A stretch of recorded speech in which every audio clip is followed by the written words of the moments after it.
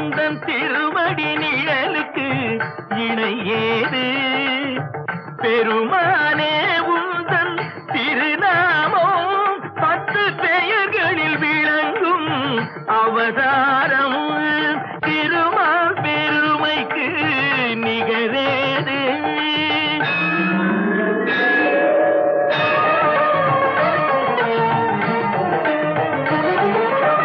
கடல் நடுவே வீழ்ந்த